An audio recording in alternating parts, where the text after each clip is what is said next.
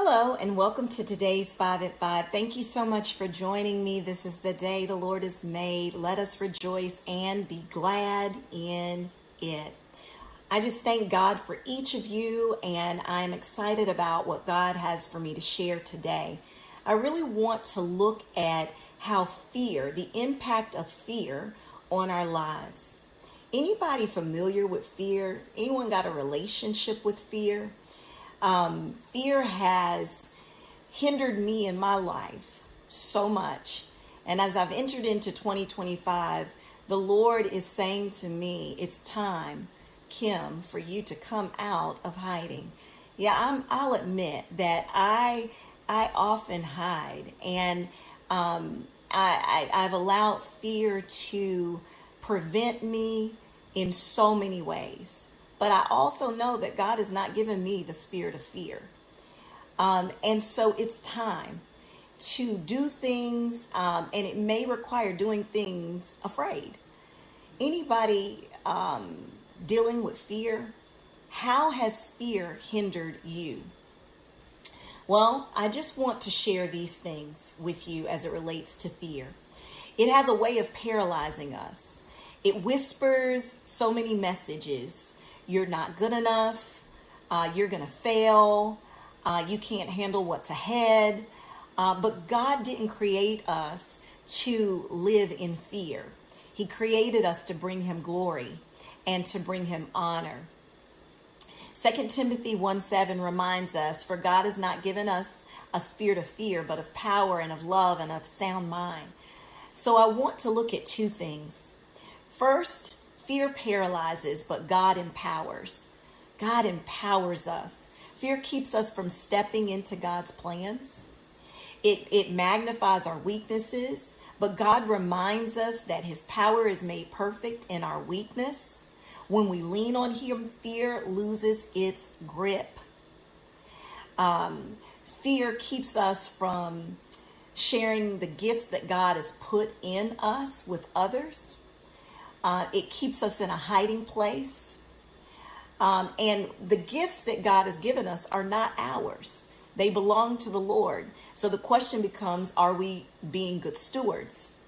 I want you to think about what might be holding you back, whether it's fear of failure, rejection, or the unknown, and surrender it to God and trust his strength.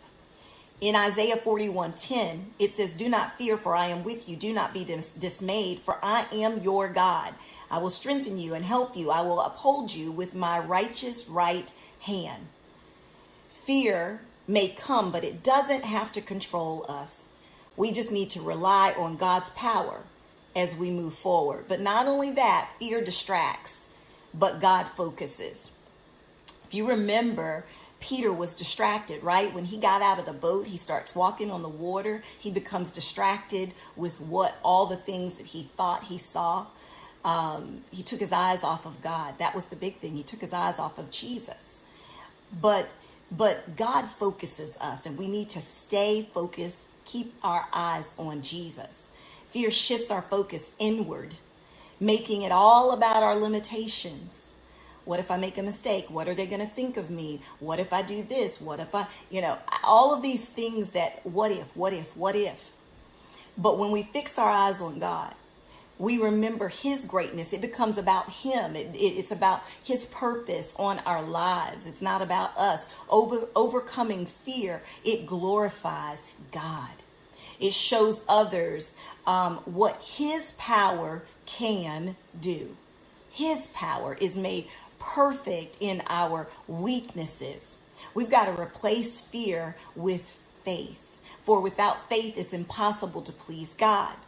Instead of asking, what if I fail? We need to ask, how can I honor God in this situation? This is a mindset shift. Shift your focus from fear to faithfulness. In Matthew 5:16, it says, let your light shine before others that they may see your good works and glorify your Father who is in heaven. Our courage in the face of fear points others to God's faithfulness and his power. It takes the focus off of us. So To bring God glory, we're going to have to overcome fear by remembering fear paralyzes, but God empowers, and fear distracts, but God focuses. Let's step into this new year with confidence, not because of who you are, not because of your degrees, not because of your money, not because of what you look like or what you wear or where you live, but let's enter this new year with confidence because of who God is, because of who God is. Trust him, obey him, and watch him work through you to bring glory to his name. Joshua 1:9 says, have I not commanded you? Be strong and courageous. Do not be afraid. Do not be discouraged. For the Lord your God will be with you wherever you go. Overcoming fear isn't about being fearless. It's about being faithful. I look forward to seeing you on the next 5 at 5.